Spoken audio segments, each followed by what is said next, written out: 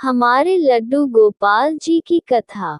एक बार एक बहुत बड़े संत अपने एक शिष्य के साथ दिल्ली से वृंदावन को वापस जा रहे थे।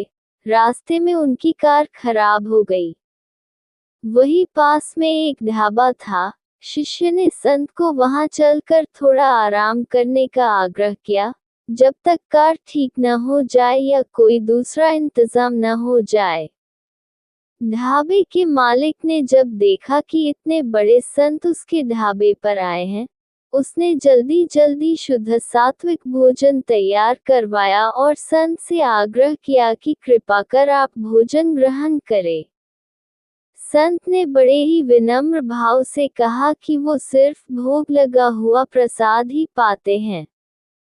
ढाबे का मालिक बहुत निराश हुआ और शिष्य भी दुखी था कि संत ने सुबह से कुछ खाया नहीं है। ठीक उसी समय एक और कार आकर वहां रुकी, जिसमें से एक दंपति गोपाल जी को लेकर बाहर निकले और ढाबे के मालिक से कहा कि कुछ सात्विक भोजन तैयार करवा दीजिए, मेरे गोपाल जी के भोग का समय हो गया है। उन्होंने बताया कि वो लोग वृंदावन से दिल्ली अपने घर वापस जा रहे थे। रास्ते में एक दुर्घटना की वजह से वे समय से घर नहीं पहुंच सके हैं और अब उनके गोपाल जी के भोग का समय हो गया है। प्रभु की इस लीला को देखकर ढाबे के मालिक और शिष्य दोनों की आंखें भर आई। संत के लिए बनाया हुआ भोजन गोपाल जी को भोग लगाया, फिर वो प्रसाद संत के पास लेकर गए। संत ने जब सारी बात सुनी तो वो दौड़कर गोपाल जी के पास आए और दंडवती करी। संत के आंसू रुकने का नाम ही नहीं ले रहे थे। संत ने कहा, कन्हैया, आज तूने मेरे लिए इस ढाबे पर जहाँ प्याज लहसुन की गंध से मेरे लिए ही बैठना कठिन हो रहा था, वहाँ तूने मेरे लिए आकार भोग लगाया कि मैं भूखा न रह जाऊं। धन्य है तू जो अपने तुच्छ से तुच्छ भक्त के लिए भी कुछ भी करने को तैयार है। उस संत ने प्रसाद को माथे से लगाया। उसे आज वो प्रसाद अमृत से भी ज्यादा मीठा लग रहा था।